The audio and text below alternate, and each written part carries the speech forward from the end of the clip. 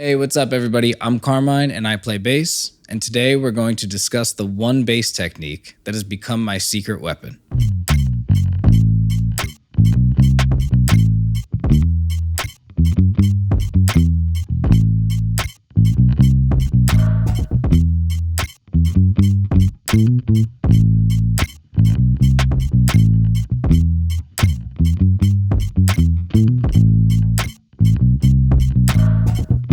Today, I just want to talk about arguably my favorite bass playing technique with my plucking hand or my picking hand. I use this on almost every song when playing live and almost exclusively while recording, but that's my mistake. Before we get into that, I just want to say thank you so much to all the new subscribers and people following along. I've been wanting to make more bass content for a while now, and I'm really glad that I started. So, if you're here, if you're new here, please leave a comment, like, subscribe, and keep staying tuned for more bass content. Today, we're talking about palm muting. The electric bass can be a bit unruly at times. It's a bigger instrument, there's a lot of power behind it, and it can be a little hard to control.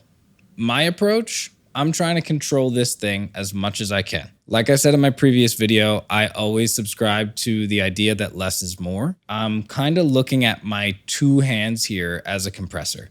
I think this is sort of providing the gain and the signal in my plucking hand.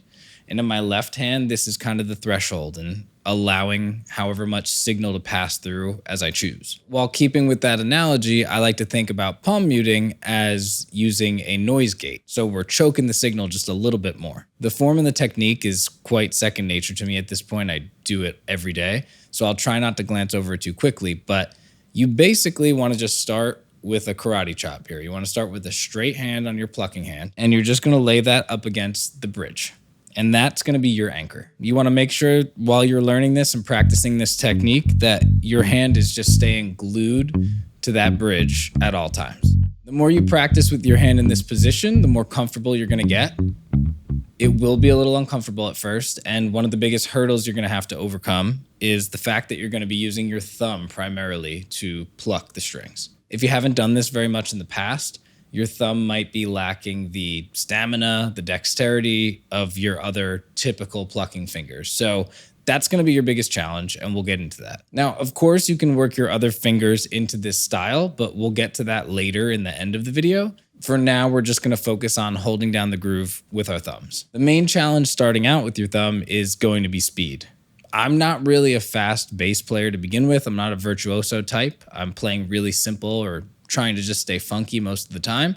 So this kind of plays into my strengths here. And if you're that kind of bass player where you like to keep it simple and just make it about more feel versus speed and technique, this could be a secret weapon for you too. I'd really suggest doing some exercises with your thumb and just sticking to exclusively playing with your thumb every day, so you can build that dexterity and stamina up. Something like this can be very helpful over time.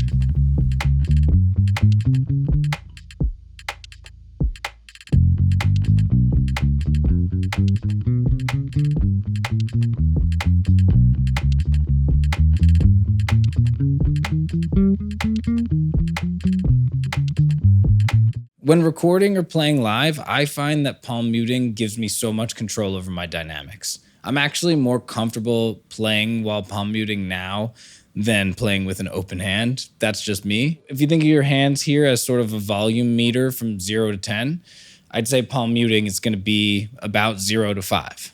You can get really soft with it, and you can push it a little bit more and dig in. 5 through 10 is going to be using your other plucking fingers with an open hand. You need to be experimenting with playing in the 0 to 5 range and in all the dynamics there. So maybe just looping up a nice low-key drum beat, something funky, and just playing the softest sort of bass line you can to it and really just feeling the groove.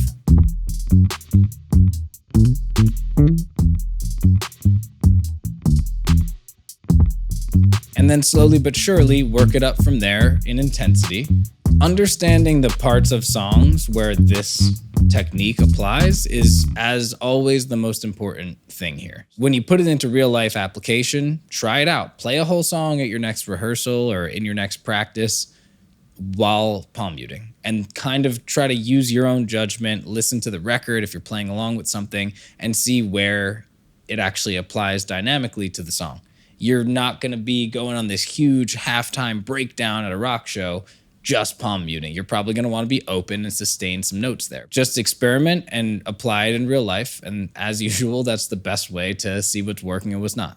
Use it wisely. You'll start to build an association with the right time and place that this technique applies. And from there, you'll just know when to pull it out as a tool in your toolbox. One last thought on this technique. I talked a lot about using your thumb so far, but you can work the other fingers into this. I kind of use this claw sort of method here. So I have my hand still up against the bridge, got my thumb anchoring things down. But as you can see, my pointer, my middle, and my ring finger are still available to sort of use on the other strings. And so I'll do this pseudo kind of muted slapping thing to just get this choked sort of like popping. It's not kind of like the popping and slapping approach, just while choked there at the bridge.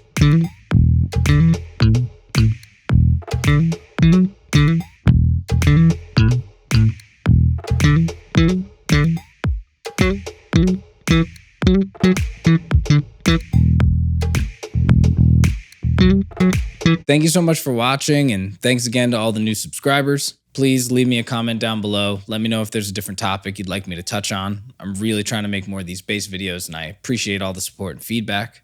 I hope these videos are helping you in some way get a little bit better along your bass journey. And just remember, you don't have to be the fastest, most technical bass player out there. You just have to be funky. Take care.